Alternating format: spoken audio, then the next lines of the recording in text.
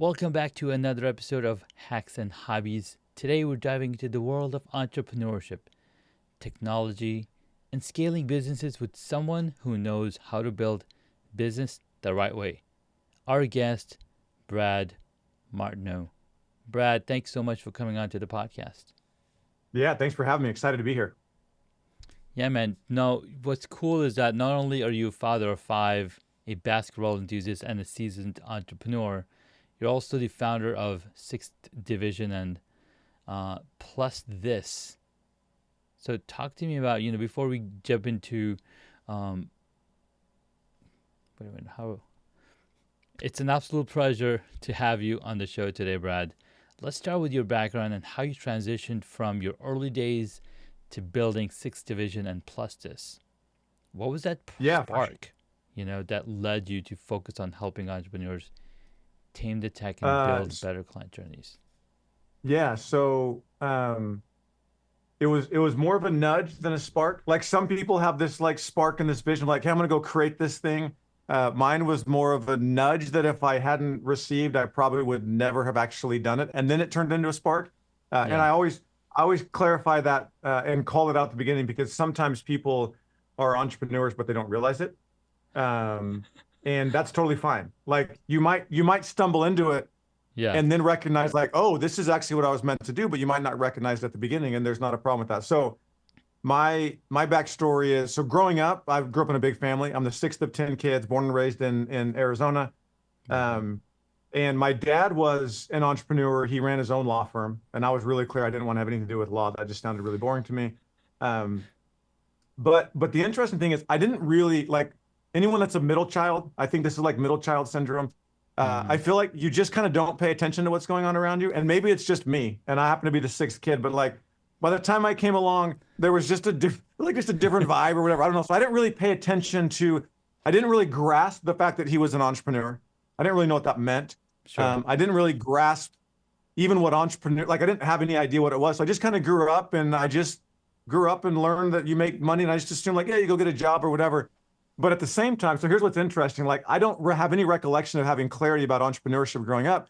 But at the same time, I distinctly remember that my junior, senior year in high school, they had career day. mm-hmm. And I remember thinking, well, this is the dumbest thing ever. Who would want to do the same thing forever? Like that sounds stupid. But I didn't connect any of the Right, dots the at all. two. So anyway, I graduated, went on mission for my church, came home, and I started working at University of Phoenix online. Realized really quickly that was not it for me. Mm-hmm. And then I left there to take a pay cut and no benefits to go work at this little fledgling software company that at the time was called Infusionsoft. And it's now Keep, and it was the Mm-hmm. company that created marketing automation, small business automation for entrepreneurs and small businesses. So I Yeah, was the sixth employee there. I was there for probably 6 or 8 years, and then I kind of moved around in some different roles. There's a whole backstory. I'm just going to skip over it though. Kind of moved yeah, around in some different roles, and I ended up in a role that wasn't really my forte. It was kind of like we were thinking of taking the business in a direction where this would be a hybrid role of product and marketing. And mm-hmm. I was a product guy. I wasn't like a marketing guy. And so I got in this product marketing role, but I got moved to the marketing team, and simultaneously the company hit, a rough patch companies do. And so rather than waiting, crossing their fingers and hoping that things would play out, they're like, well, if we make a decision now, we can shore up the company and we can let some people go, give them a severance. So I got laid off. When I want to make it sound more dramatic, I tell people I got fired. And even more dramatic is that the people who chose to fire me were my two brothers and my brother-in-law. Um, and we're good. There's no problem with, there's nothing, but that was the nudge. It was like, all right, you're done. And it happened 6 weeks after my youngest was born, my youngest son. So my fifth kid was born, was 6 weeks old. And I had like DNA of being an entrepreneur, but all of my training and mindset was being an employee. And that doesn't really make for a really, really great mix.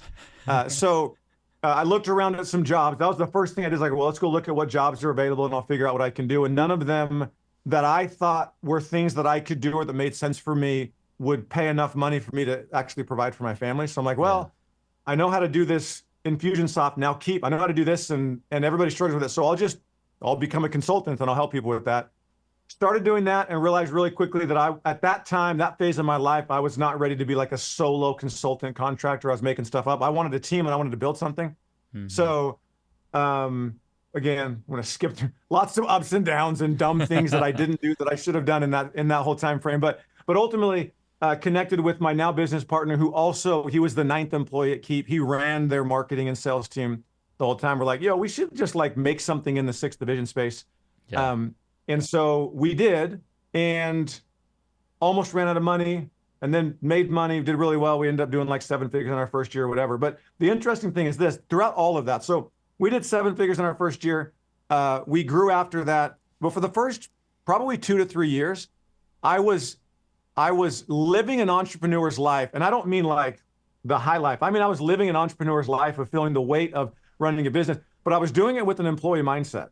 So I got the nudge, but the spark hadn't quite caught yet. Yeah. And I was looking for ways to get out of my business. And I kept telling myself, like, well, when I was growing up, I didn't dream of helping people set up automation or whatever. And I was, whatever, bullcrap stories I was telling myself. And then I heard a thing from a guy that I really like. His name's Joe. Do you know Joe? You know who Joe Polish is? I think so. Yeah. Joe Polish. Yeah. So he runs a podcast. I love marketing, really smart guy. And he's got this philosophy. He calls it ELF. He's like, and if I ever do a business, it has to meet my criteria of ELF. He actually it's a registered trademark for him. And it stands for easy, lucrative, and fun. So every business has to be ELF. It's got to be easy, something that I can do, like I just sort of do it naturally. Yeah. It's got to be lucrative. I got to be able to make enough money to merit the investment of my time into it, my energy into it. And then it's got to be fun. Like I got to like what I'm doing. I got to like the people that I'm working with, and what I'm doing. And if that's the case, then I'll do it. And for whatever reason, when he said that, it just hit me like, okay, well, hold on. Is this easy? I was like, yeah, like I've been doing this for 10 or 12 years at this point. And we've built some really cool systems that help people a ton. It's really easy. Is it lucrative? Yeah. And does it have future lucrative opportunities? Yeah, it does. Like it makes the money that I need to make. So yeah, we're good. And I actually really like it. Like I love working with entrepreneurs. I love the team that I work with. I love the clients work. Like I actually love doing this. And so that was when it went from a nudge to a spark where I was like, we could actually do something really cool. And I decided to set down the employee mindset and really embrace, all right, let's go figure this out because there's a lot of cool stuff we can do. So that's a Cliff Notes version of how I got to where 6th Division is. And then plus this was a software company that we ended up launching and spinning off of that. But that's the short version. No, I like it. I like it a lot because not only did you go through the many different levels, the many different stages of figuring out tech, figuring out what really people wanted in the market, where was your mindset all around it? And then having that second partner, right, also enabled you to say, okay, let's just do this because it's really hard to run a business. And most entrepreneurs run a business saying that they can do it all or, they can hire the right people, but end up not understanding or not knowing, okay, maybe I did it the wrong way. Or maybe they just like the trial and error, they're constantly struggling through that. I'm like, okay, I forgot to put these pieces together. Got to put that piece together. So you were able to go through all of those stages and figure out what it really made sense and be able to launch the company. Yep, 100%. For where does the name 6th Division come from, and plus this? Okay, that's a great question. It has the name 6th Division has probably less practical applicability now, but we've got some branding around it, so it stays around. There's a chance that at some point we might rebrand the company to be the Smooth Scaling Company because that kind of is the theme that we're running with. Sure. So where it came from was we were sitting around trying to come up with a name for the company because when I first left, I created my own company. And at that point, Keep was called Infusionsoft. So the name I made up was Infuse My Business. That was the name I came up with and all my creativity at the time. Yeah. But when we were going to launch like a business that was going to have a team around it was like, all right, it's not Infuse My Business. We got to come up with a name. So after a ridiculously long list of crappy names, none of which will be repeated ever, we were sitting around, and it's one of those things for me that it doesn't really matter that much, but it does. It didn't matter. Like we could have built a business with a different name, but I needed a name that I didn't ever have to think about again. That's kind of what it was like. It's got to be the right one. So we were sitting around, and I wanted it to be something like I want it to sound like powerful. I have a fascination with Navy SEALs.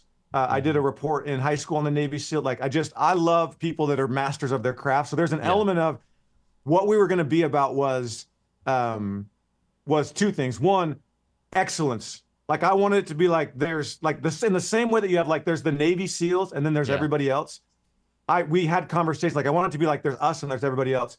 And the other piece about the Navy SEALs that I really love is their efficiency. Like they're in and they're out, and a lot of times you don't even know that they were there. And so that was kind of the approach. And I maybe remember when we were talking about names, I was like, it's got to capture this idea of like it's like the Navy SEALs in suits was kind of what we were going for. But I didn't want to go with a direct like military name, so we were trying to stay away from anything that was like just trying to hijack military stuff.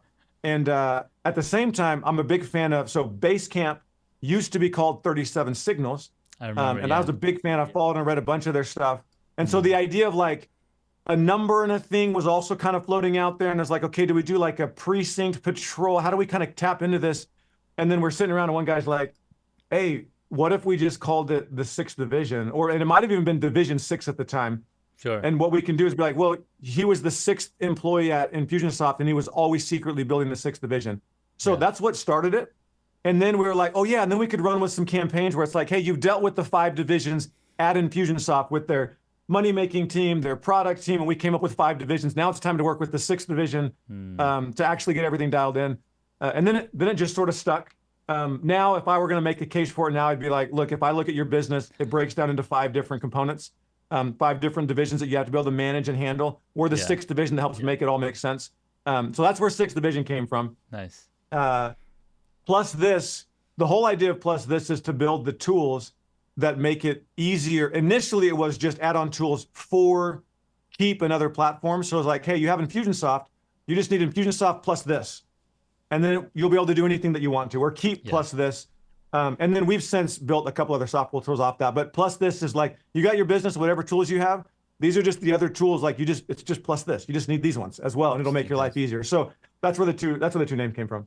I like it. I like it a lot because I remember naming our band like 20 years ago, Project 26. And they're like, what happened to Project 25 and 24? Well, like, don't worry about that. It was like a 26-week project that we are going to do where we're going to learn how to play music and whatnot. And that kinda... I get, well, along those same lines, I get jokes all the time like, well, fine, I'm going to go start the 7th division. Or it's like, hey, I'm going to create a software company called Plus That. I'm like, all right, go for it. That's fine. Go do it. I think it's funny. Because people don't understand the time and energy that goes into creating a business, creating a software, creating a company, right? And they can easily joke around that. But when they actually go to do it, it's like, yeah, we're going to come work with you again. Yeah. So anyway, it's funny. So Brad, you talk a lot about creating a smooth scaling, and that's a trademarked phrase, I guess I would call it, business. Can you explain what this means in practical terms? Yeah, 100%. So the idea of a smooth scaling business is the scaling part means it's a business that will get me the results that I want. The smooth part means I don't have to sacrifice my life and my soul to get it. So as far as the outcome, like that's what we're trying to build is a business that will get me the results that I want. It produces what I need, like the reason why I got into it. And I'm not trading my sanity and my time for the monetary returns. Like all of it has to line up. So that's the idea behind the term. That's what we're trying to build. And I think that's what everybody inherently is trying to build. The underlying philosophy is that there are 2 things that have to happen in order for you to get to a smooth scaling business. And this is more like, these are more principles that guide everything you do. But the first one is if you want to be able to build a smooth scaling business, you have to organize your thinking. You have to be disciplined in how you spend time analyzing the problems and the challenges that come at you. You can't be a freewheeling artist in front of a blank white canvas if you want to have a smooth scaling business. That's not to say you can't build a business or create success. It's just that it probably won't be smooth, and there's a much higher chance, in my opinion, you probably won't get to what you want when it's all over the place. So the first element of what we try to put together as we help people with a smooth scaling business is a framework for when things start to come at you. It's not like there's a million pieces flying at me like, oh yeah, this is just that, I'll put it over here. This is this over here. And then when I think about it, I'm disciplined in how I think about it. And I personally think that principle applies to every single aspect of life. If you have kids, if you're trying to raise your kids and you don't have any sort of framework about how you think about how you're going to raise, teach, discipline, reward, whatever, if you don't have any of that, then you'll get overwhelmed really, really quickly. So organized thinking is one piece. And then the second piece that you have to have is what I call GPS systems. And GPS systems are systems that are good enough to actually get the result that you want. Yeah. And that's an important one. Like you kind of think that would be obvious, but my guess is anybody that's listening to this has listened to somebody who told them about a system or a way of doing things. And all a system is like, hey, I'm trying to accomplish this outcome. I just follow these steps every single time. Yeah. But if you actually go do it, it doesn't actually produce the result. So like, it's got to be good enough that will actually get the result that you want. Yeah. The P stands for practical. It has to be practical enough that you can just start it and that you and your team will just start it. And again, it seems obvious, but I've been through a lot of things where people talk about the system and it's like, oh, that will probably get the results. But there is no way that we're ever going to start doing that. Like that, you just told me 457 things I got to do. There's no way we're going to start it. Yeah. And then, so that's good, practical. And then the S stands for simple enough that you'll keep using it. And so where I think most systems fall apart is they tend to be good enough. And people tend to get smart enough to recognize that they got to make it practical to get started. And in the getting started, people are so excited about the result that they'll deal with more impracticalities. And so they'll get started. Sure. But then it's not simple enough to actually stay in place on an ongoing basis. So it falls apart. And then we go back to this freewheeling artist in front of a canvas. So the core essence of a smooth scaling business is knowing that the outcome is I get the results that I want and I don't have to sacrifice my life and my soul. And the path to get there is disciplined and organized thinking with GPS systems when I go to execute so that I do not get overwhelmed when I think about what needs to be done. And like clockwork, I can just get things done because I got the process to how to handle them. So ultimately, what I'm trying to build is the manual for entrepreneurs on how to be organized in your thinking. And then here are all the systems that you need. And this sort of just go do these and it'll cover the core things you need to be able to build a smooth scaling business and really ultimately get where you want to be. So does this system work with literally any businesses, or is it very specific to software business, or is it very specific to businesses that have better SOPs, I guess? It's a great question.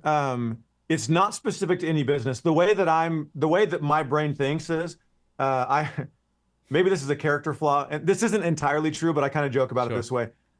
Like my worst nightmare is that I walk into a business and they ask me a question and I don't have an organized way of thinking about it or a system that I can just give them to solve the problem.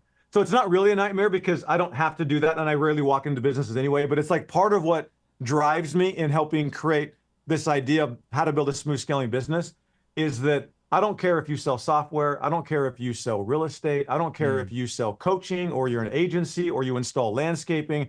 What I'm looking for are what are the core principles of business that regardless of what you sell, they still are at play? And then how do we organize how we would think about that, where within that organization, if you say, it has to basically include like, well, I'm a software company. Okay, well, then you'll probably look at it this way. Yeah. If I install landscaping, okay, well, you'll probably look at it this way. And then same thing on the system side. So with what I'm trying to put together, what we work on with our clients is it's less about, I have the answer of exactly how to run all the details and answer all the questions for, let's say, a software company or a landscaping company or an agency or whatever. It's more, what are the questions that have to be asked? And then what's the systematic process of coming up with the right answer for you? So the idea behind all of this is more like, I don't really care what business you run, because at the end of the day, it doesn't matter what it is. You have something that you sell. So your client journey is going to be a thing that you've got to think about. You're going to have people involved. So team and people is going to be a thing. You're going to have to do work. So how you do operations and meetings and track projects, that's going to be a thing. You got to have a vision. There's like some core elements and principles that it doesn't matter what kind of business you're in, you have to address them. I want to attack those and make them super simple. I like that so much because there's a term that you've created called the happy client factory concept, right? And I think you kind of alluded towards it as you're explaining the different pieces. Talk to me about how it helps entrepreneurs automate their client journey while saving time and gaining more control. So it is. So when we talk about smooth scaling business, I would break that down into 5 major components. So as far as the organized thinking, any business for me breaks down into 5 components. One of them is what I would call the happy client factory. What most people will call it is either the client journey or the client experience or funnels or automation. But the reason why I call it a happy client factory is because if you go into your business and what you're thinking is, okay, I got to get my client journey dialed in, or I've got to get automation dialed in, or I've got to get my funnels dialed in, you're not actually looking at what you're trying to accomplish. You're looking at, at like a limited version of it. You can get your funnels dialed in, but still have cracks in your client journey.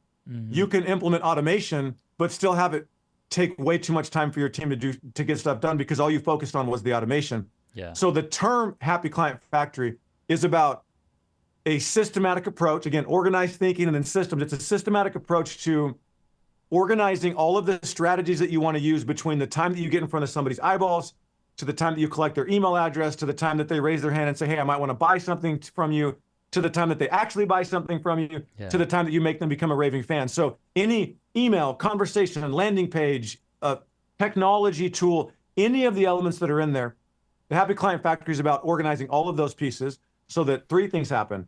Number one, you get the clients you want, both the number of clients, the quality of clients, you get them, which means you're actually making money, right? So we're actually converting into real dollar bills. Yeah. The second thing that's happening is you're making those clients happy.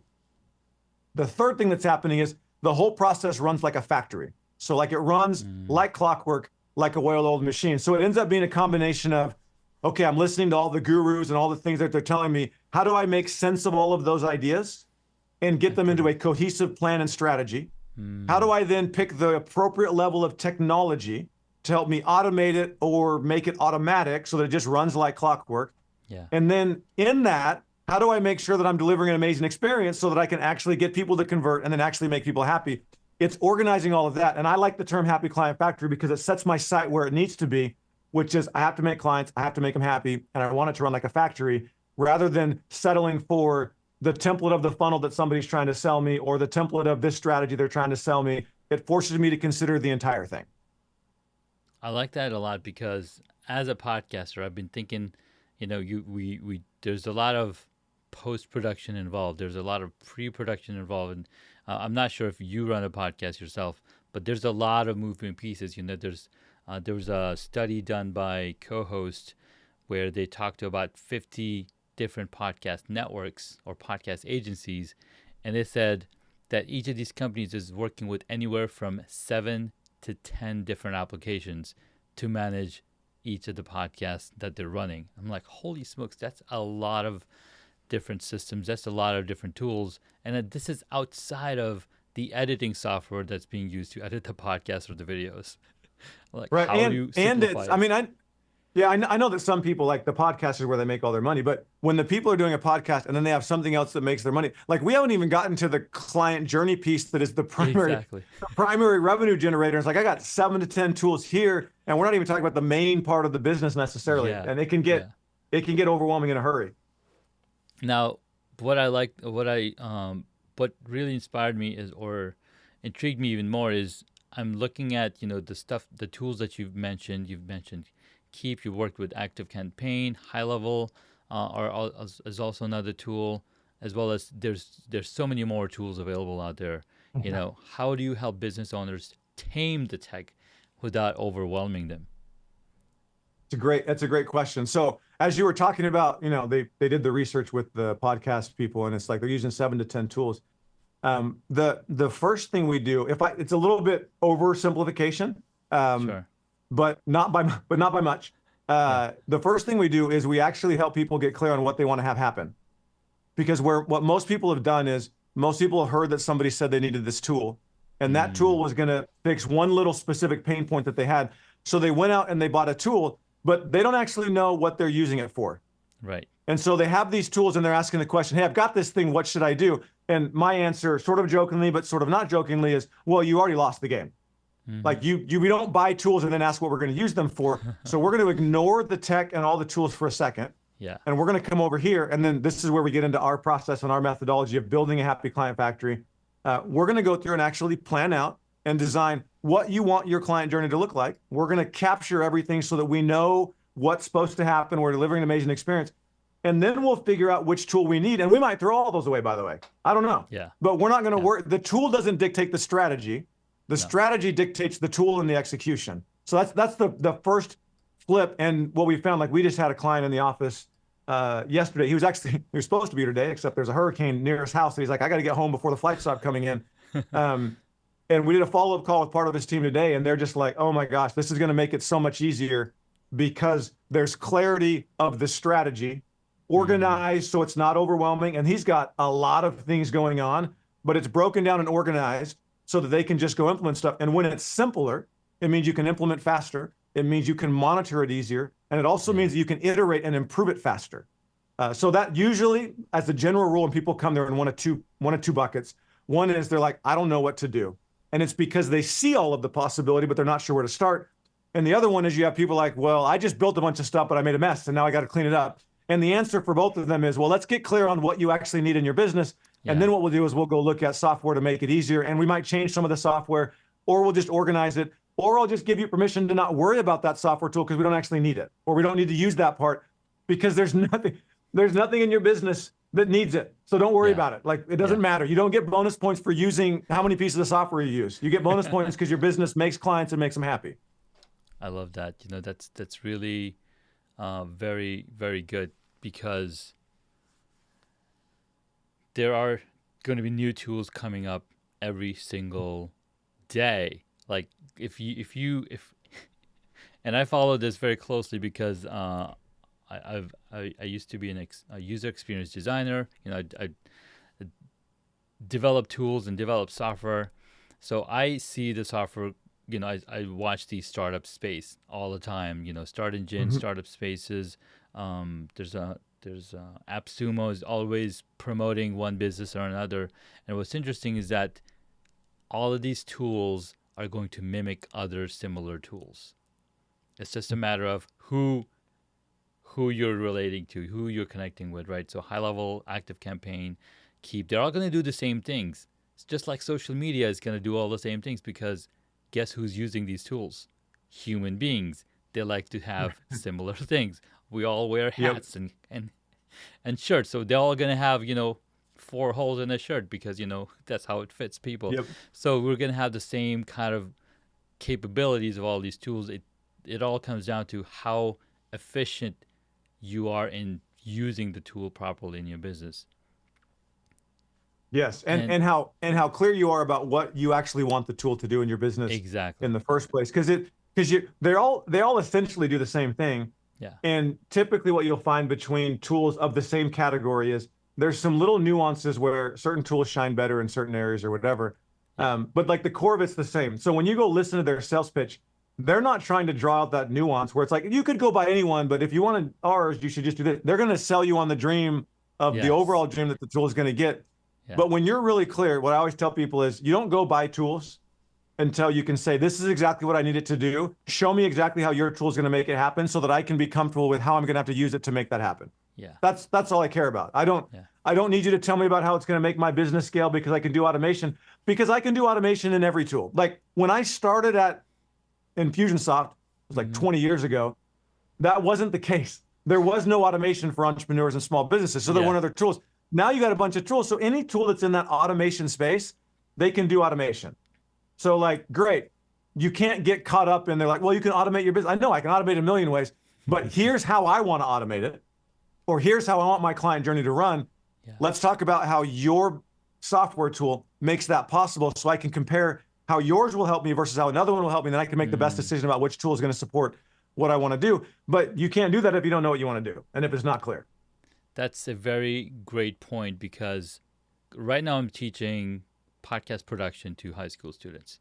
And one of the things we're talking about is, hey, what's your podcast workflow going to look like? Because somebody might have an interview show, somebody might have a solo show, somebody might go out in the wilderness and, create a story out of thin air, and everybody's going to have a different workflow. So figuring out that workflow is going to help you figure out which tools are going to make sense. Now, you've been working with a lot of businesses. What are some common mistakes entrepreneurs make when they're trying to scale their business, and how can they avoid these pitfalls? I mean, you touched on a few of them earlier. Yeah. It's it's a big question, but there are a couple of things that come to mind that we can hit on. The first one that I would say is that most entrepreneurs that I come across either didn't realize or forgot that the first job of the business is to deliver back to the entrepreneur what the entrepreneur is trying to get out of it. The second job of the business is to create value for your clients. And that's where you have a successful business, is when both things are happening. When the business is creating the value that I was hoping to get out of it in the first place, and then the business is delivering the value to the clients, that's when you have a legitimate business. If you go too far on either end of that spectrum, you have problems. If you go to a business where you as the entrepreneur are getting all the value and your clients aren't, I would call you a fraud. If you go to the other side where your clients get all the value and you don't, that's called a charity. We're building a business. It's in the middle. So the mistake is that they don't have a clear picture of what they want to get out of the business. So I have a YouTube channel. I haven't started doing podcasting yet. I anticipate that I will, but I have a video where I talk about a document that I think should live at the foundation of every business that's ever created, which is, I call it the return document. And it just walks entrepreneurs through a very practical way to identify what they want out of the business, so that when they go build it, they actually build the one that they want. So that would be like the first biggest mistake that I see people make is they're not actually really clear about what they want. And so they end up just building a business that they have. And in most cases, it's a business that they unfortunately have, rather than making every decision in the business to be specific to the one that they want. So that would be a big mistake, number one. Another one that comes to mind for me is that entrepreneurs try to be too big, too fast. They like, it's almost like there's an embarrassment about where they are in their business, except every other entrepreneur had to go through all the same phases. So like there is no successful entrepreneur who will look back at somebody else who's struggling through an earlier phase or in an earlier phase and then make fun of them. The only person that will make fun of them is somebody who has not accomplished that yet. It's kind of like when you're on an airplane and a kid is crying. If you have had kids, there is no way that you're annoyed at the mom of the kid who's crying, the toddler or the infant who's crying. You're like, oh, I've been there. I know that. The only people that are making fun or whatever are the people that have no idea, have never done it, have not accomplished any of that. It's like, well, I don't care about those people anyway. So the second thing I would say is trying to go too far, too fast, and trying to follow gurus and figure out what they're doing now, rather than looking at what the gurus did when they were at the phase of business where the person is right now. And to make this a little bit more practical, people, for me, there's three big phases that businesses go through. The first one, I call it the prove it phase. This is a part of building a smooth scaling business. The first one is a prove it phase, where your job is to prove that you actually have something worth scaling. And so you're trying to figure out, what are you going to sell so that it can be basically the same thing over and over again, and you're not making up a new offering every time you sell. And then you're installing systems. What you're proving is, with that thing, you can consistently get in front of people's eyeballs, get them to give you money, and then make them relatively happy. And that the financial model that you anticipated at the beginning will actually potentially play out if you scale it. So most entrepreneurs try to skip past that. They try to jump into really fancy automation because they listen to the automation tools talk about how it's going to change their life and solve their life. It's like, yeah, but you haven't actually even proven whether you have something worth scaling. In general, like for service type businesses, the more servicey businesses, that's probably up until about 100, 120, maybe 150 grand in revenue. It's that, plus you're selling the same thing over and over again. Plus you're getting leads every month and you're closing clients down, or you're getting leads every week and you're closing clients down every month. That's the prove it phase. The next phase is where you get into automation and systems. So what I would argue is the next phase, and a lot of people skip this, is now you go get the technology and you dial in the systems like we talked about with the client journey, so the thing just runs like clockwork. And then the third phase is you start to remove yourself by bringing other people in. What most people do is they are uncomfortable with something that they don't know for sure is going to work, so they try to jump to some automation, and all they're doing, it's the equivalent of getting drunk to not have to deal with your problems. Is you're trying to go to automation to not have to deal with the fact that the real problem is you don't actually know you have something worth scaling. And then once you get past that, you're like, but I don't know how to do all that. And the technology is overwhelming and there's a lot of moving pieces. So what I'm going to do is I'm going to try to jump to the next bucket, which is I'm going to go replace myself with a whole bunch of other people. And then what you do is two things: you overhire, you overspend, And at the same time, you end up becoming held hostage by people who know what you should know better than you. So you're stuck and you can't actually do anything. So Man. I would say, don't try to go too far too fast. Prove it. Then you move into automate it. And then you move in to start to delegate it as like the 3 phases. And there's obviously a lot of details in that. But as a general statement, that would be another big mistake that I see people make. Man, those are very detailed phases for sure, because it helps you realize, okay, does it really work? Does it really make sense? And it's giving me thoughts of or second thoughts, like what I'm trying to do, is it actually working? Have I proven it? Is it getting the results that I want? And can I scale it? Because you're right, I was listening to a speaker yesterday he's talking about automate, delegate, and eliminate. Basically, you're trying to eliminate yourself from the system. Once you're able to delegate and automate the system, that actually works, because you can't eliminate yourself from the system too early, because nobody knows how the systems work. But you got to, again, prove it and make sure that everything works together as well. Yeah, and if I were to take those, I would say, well, you got to prove it first to know that it's even worth investing automating it in the first place. Agreed. The second piece I would pull out is you got to design it. Bill Gates has a quote that I love. He says, you can't automate something where there's not a process first. And most people try to jump to automation without actually defining the process. Then you automate it. And then you go delegate somebody else to manage and run and use the automation. Your first hire, your first delegation is to the system, not to a person. You don't hire people and delegate tasks to them. You hire people and you plug them into systems that you've defined. And if that's not what you're doing, then you're trying to go too far too fast. It's probably going to become problematic. Wow. I love that, Brad. All right, we're going to take a quick break. And when we get back, you're going to share 3 hacks, actionable hacks our listeners can implement. And you kind of gave us a little hint of what those hacks could be in our conversation anyway. So we'll be right back after these messages. Let's resume. Hey guys, welcome back. We've been talking with Brad here on the podcast. Now, we love hearing about actionable hacks our listeners can implement right away. Brad, could you share 3 practical hacks that entrepreneurs can use to start building a smooth scaling business today? Yeah, for sure. So I'm going to cheat a little bit because I think I've already talked about some of the hacks. But one of them that I think is absolutely critical is, and I would start this tonight if you're listening to this, is that the hack number 1 is define what you actually want out of your business. And you're going to do it across 3 currencies. So go home tonight, just grab a piece of paper. It's really easy. If you want to put in the show notes, I'll give a link to a video where I walk through this. You can see the worksheet, but there's 3 things you have to define. Because there's 3 currencies that exist in the world: time, energy, and money. And when we go to build a business, we're going to invest time, energy, and money. And our hope is to get back a suitable return of time, energy, and money. So what you do is you sit down and you write down, okay, time. What do I want my schedule to look like? And the key with this is we're not talking about, oh, I want to live on a beach, right? Like if you're not already only working a couple of hours a day, then what you write down the first time ought not to be, well, I want to work 2 hours a day. And if you do write that down, it's like, all right, here's the long-term vision, but then we're going to do like phase 1. So what does phase 1 look like? And the way I like to answer this question is, what does the schedule look like for this business that theoretically I could do this for the next 40 years? Now, you're not committing to do it for the next 40 years. But it's like, you know what, if all these things happened that were like super bad or whatever, and for the rest of my life, I was going to be stuck in this schedule, what would it look like that would be acceptable? And like, for me, I just got really clear that I could do like an 8 to 4, like I could do a full day and I'd be totally fine. As long as I don't have to work, it doesn't spill over into the evenings and it doesn't spill over into the weekends. Like I don't have a problem working. Now, I want to be clear.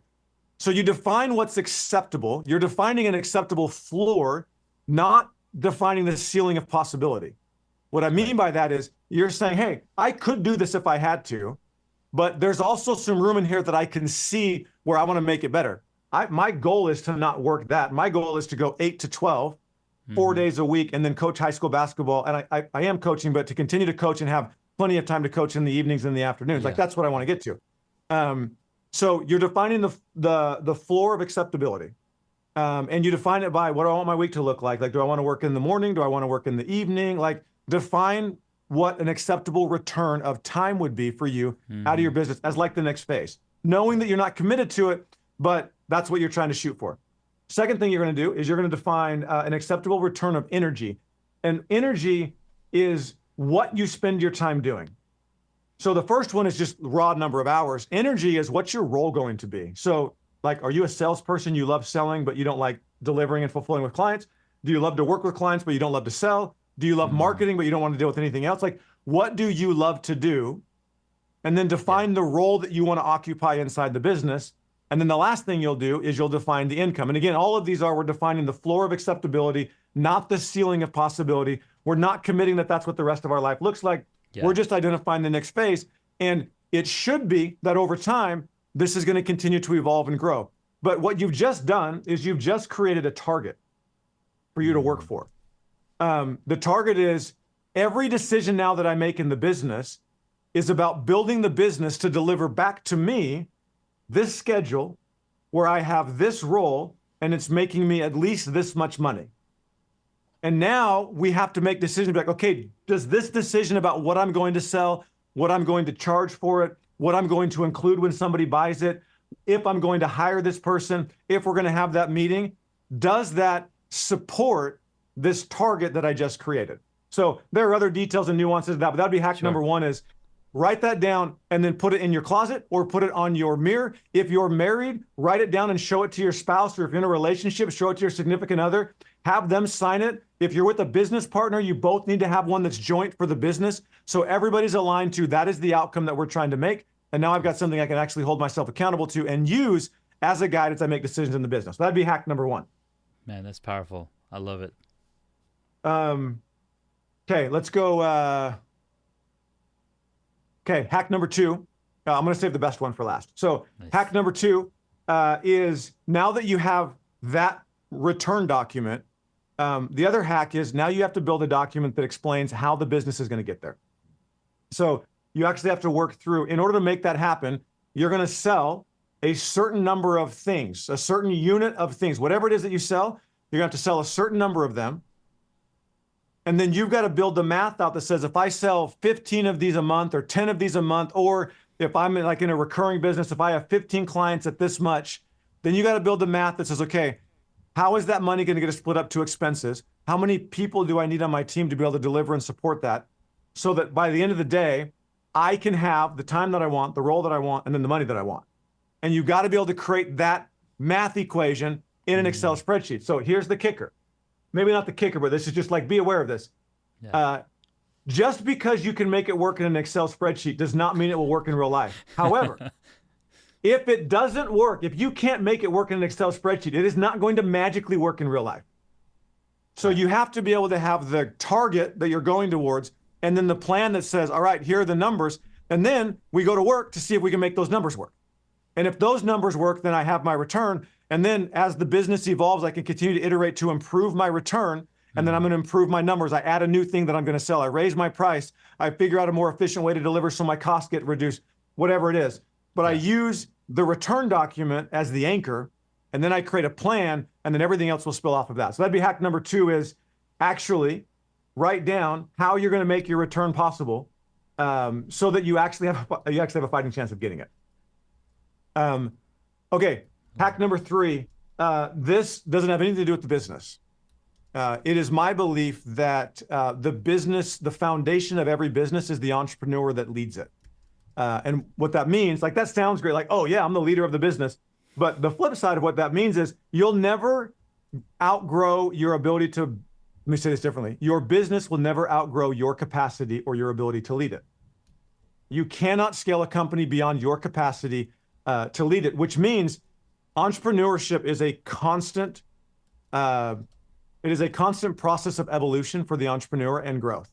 So if you wanted to relax and not become a better person and not test every single weakness that you ever have, then you should not be an entrepreneur. That is not what you want to do, because that is what entrepreneurship is. It will expose every weakness, flaw, fear that you have, and it will force you to confront it. When you don't, your business will not progress, and you'll try to blame it on a whole bunch of other factors, but ultimately it's going to come back to you have not become the person that you have to become in order to take your business where you want it to go. And I say that confidently with a little bit of a smile, because I've tried it multiple times and I got my butt kicked. And I finally acquiesced to the gods of business. And I said, okay, listen, anything that I'm afraid of, anything that like comes up inside me as I go to grow or scale my business, I take that as a sign of, oh, that's just something that I need to go work on. And I'm going to go improve it so that I can get my business where I want to go. So I have the ability to be that person. I just have to stop hiding behind the fear. So here's the hack. And I've been in different iterations. I've been playing with this for a long time, but in the last probably 3 or 4 months, I wanted to turn it into more of a science. And so I started thinking about what's the core, just as like a person, what's the core foundational, most important attribute or habit that I could develop? Like if I could only implant one thing into my kids, if I could only leave them with one thing, what would I leave them with? I think it's a fascinating question for people to consider. I'll tell you what I think it is. I think the most important thing is that they can make themselves do a thing that they know that needs to be done. Even before like morals, values, or anything, the core underlying attribute is that I can make myself do what I know I need to do, regardless of how I feel. So it's like activation energy that I can start something, but it's also staying energy that I can stay with something until it gets done. So here's the hack. So that's the principle, but here's the hack. And this is what I've been doing recently. And I've been pretty good at this because it's kind of the way that I've been thinking for a while, but I wanted to like really lock it down. The hack is this. Probably for the last 4 or 5 months, 3, 4, 5 months, once I came to that conclusion, I said, okay, if that's the case, then what environments or what situations do I need to put myself in to make sure that I am consistently building and strengthening that muscle? In the same way that if I want to get really strong at a bench press or a shoulder press or squat, then I got to do that over and over and over and over and over again. So what do I need to do? So here's what I do. Every night when I go to bed, this is pretty basic, by the way, but most hacks are if you actually just do them. Every night when I go to bed, I pick a time when I'm going to wake up in the morning. And that time is always just a little bit before I want to. I shoot for 7 to 8 hours of sleep. So if I end up having to stay up really late, I will sleep in a little bit, but I'm always waking up a little bit earlier. It's not about the time that I wake up. The point of it is this: when the alarm goes off, I am up and there are no questions asked. Zero. There is no room inside me to consider going back to sleep. Kobe Bryant talks about it. He says, I don't negotiate with myself. Once I decide to do something, it might as well already be done. And the reason why I do it, this is where the hack is the reason why I do it is because it's a rep of telling my body that I'm in control. So the hack would be just start doing that. Whatever time you wake up and you're like, or when you're going to bed, set it every night. And when you wake up, you're waking up, not just because that's when you got to get up, you're waking up intentionally to train yourself that you're in control. And then I've added some other pieces to where like I have a morning routine that I follow every single morning. It's not about the routine. It's about the fact that there is nowhere in my life that I'm going to allow myself to not do something that I said. So I have a pay really close attention to any time I'm going to tell somebody that I'm going to do something. I pay really close attention. And if I'm not going to do it, I just say no. I want nowhere in my life where my brain thinks that it's acceptable for me to say I'm going to do something or know that I need to do something and then choose to not do it. So it might look different for you, but the hack would be find situations where multiple times daily you force yourself to do something purely as a rep to build the muscle to make yourself do things when you know they need to be done. That would be my third hack. Man, those are some really powerful hacks. I like the last one, of course. You said save the best for last because you are being disciplined. You're disciplining your body, you're disciplining your mind to say, hey, I've made the decision to do this. I am going to do this, and then make that a reality. Yeah, and I think what you said, I just want to add on this because this is a really important piece. And every time I've told this to people, they're like, oh yeah, you got to be disciplined. I love what you said, where you started and you said, you're being disciplined, but then you changed to you're disciplining your mind. And I think the hack is that you are intentionally creating situations that require discipline so that you can build discipline, right? Like if you wanted to create the most patient human, I heard this, I think Alex Hormozi said it. If you want to create the most patient human, what situations would you put them in? Ones that require them to demonstrate patience. Same thing with persistence or any of that. You have to put them in those situations. We want the attributes, but we don't want to go through what it takes to get them. And so what I like, Yeah, we don't want to do the work to actually get the attribute. So Yeah. for this one, it was like, well, if that's the most important one, if that's actually true, and I believe that it is, then I would be stupid and a complete fraud in anything that I stand for or believe in if I didn't intentionally put myself into situations to make that habit and muscle get developed. No, that's powerful. And what's cool is, as a practicing Muslim, we have 5 daily prayers that we have to attend, have to make time for. And that's another way to, keep discipline, or say, hey, it's going to be prayer time at 1:30. I got to get up at 1:30 and go pray, as opposed to, no, I can pray later. So again, having that discipline, having Yeah, and that. you have a built-in mechanism where all you do is you basically just hack it, and you're like, okay, Yeah. cool, I'm doing that anyway. Yeah. Like it's already a part of what I'm doing. So now I'm going to make myself recognize that not only am I doing it, but I'm also doing it to build the muscle for everything else that I do. I love That's that. the hack is I'm hijacking what I'm going to do anyway, but I'm Yeah. programming my brain that I'm doing it because I decided to, so that anything else that comes up, it's like, oh, that muscle has been consciously activated. I love it. That's a phenomenal example. Thanks so much. All right, Brad. Last segment of the episode, the fun 6. Number 1, Brad, what's the one hobby that you wish you got into? Oh man.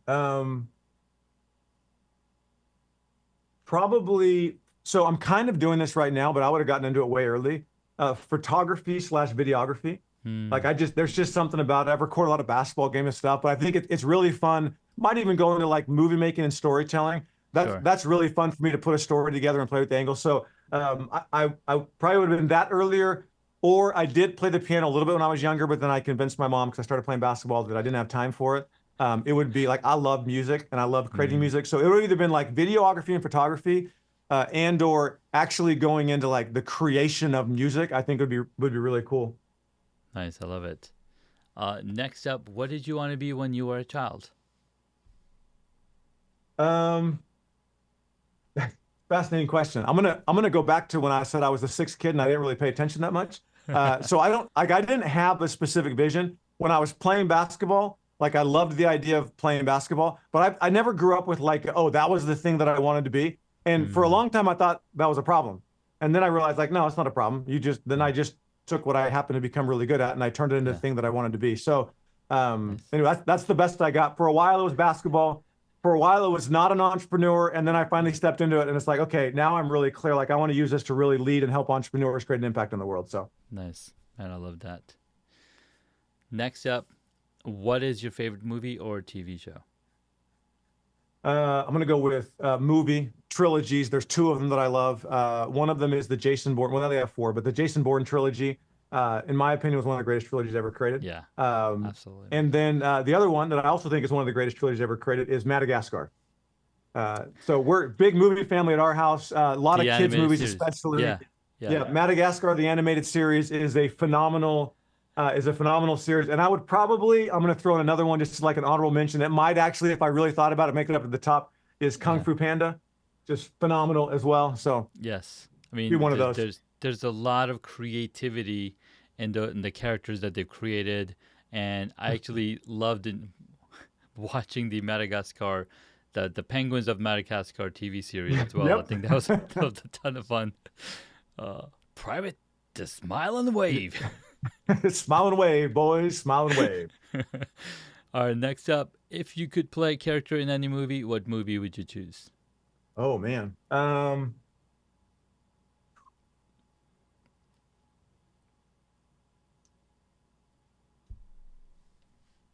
Give me the other 2 questions. We're gonna come back to this one. I'm gonna chew on the back of my head. Um, Number 5 is, who is your favorite superhero? Hmm.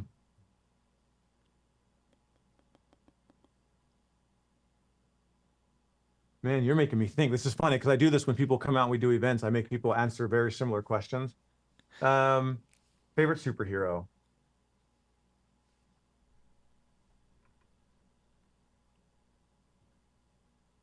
I'm trying to go down the list. For me, the criteria, this might be the best that I can offer. Yeah. The criteria is, I think I'm going to go with Captain America, and I'll tell you why. Okay. Yeah. It's because of the criteria. But the reason why is there has to be, for me, there has to be sort of this like um, impeccable fight for what is right and what is just that I love. And most superheroes have that as they're helping people. But Yeah. and maybe Captain America takes it a little bit too far in some cases where it almost comes across like self-righteous or whatever. Yeah. But he's the best example of that attribute. So I'm gonna go with that. The other thing that I like about Captain America is he's got a shield or whatever, but he doesn't have like some leg up with some crazy freak attribute. I'm okay. Granted, I guess that's not entirely true. He can run way faster, jump way farther, whatever. But he just seems kind of more like a normal, normal-ish like person that is Yeah. able to accomplish amazing things. And if I thought about this longer, I'd probably come with a different answer. So whoever's watching this, don't, I'm not a huge like superhero person, so I'd have to like spend some time analyzing it. But anyway, I'll go No, with Captain America. I like that one. I like that one. Next up is, if you were a board game, what would it be? What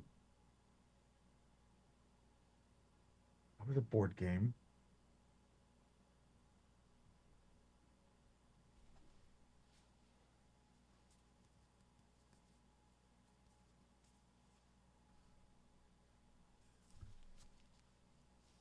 I'm going to go with this one mostly because it's one that we've been playing recently and I can justify it. I don't know if this would be the final answer, but we've been Yeah. playing a game. It's not actually a board game, but we've been playing a game called Wavelength. I don't know if you've played this one. I have not yet. So Wavelength is a game where you pick a card and it has two opposite terms. It'd be like super exciting, super boring. Yeah. And then what happens is you have somebody's giving a clue and other people are guessing. And they have a little knob you turn and it basically gives a range of points. So like think you have a half circle right here. And this side over here is super boring. This side's super exciting. And they have a range that's about this big that ends up somewhere, but you can't see what it is. You open it as the clue giver, and then you have to come up with a clue that other people will then guess where it is. There's like a little knob on this thing where they have to guess. Sure. So I'd probably pick that one primarily because I love that it makes you think about sort of random mundane things. So I got to come up with a clue that will make them analyze the clue and think about what it actually means sort of on this range or spectrum. And it's kind of a fun, goofy game. So there's like a combination of it makes you actually think and be intelligent, but at the same time, at the same time, you get to just kind of joke around and have a lot of fun with it. So Nice. I like it. that's a pretty good reflection of me. All right. So the last one that I skipped was Movie role. if I could be a movie character. Yeah. All right, I'll go with the one. So we used to ask a very similar question when clients would come out. And the one that I always went with was Jason Bourne out of the Bourne trilogy for a very specific reason. There's this scene in the first movie where he's driving with the girl to, I forget where they're going, Germany or Berlin or whatever, and they stop and the cop has pulled up behind them. And in most action movies, this is the scene where, they take off in the car and make some miraculous escape that would never actually happen in real life. And what I love about the scene is as the cop's pulling up, getting out of his car and walking up to the car, Jason Bourne reaches over, opens up the glove box and pulls out a map.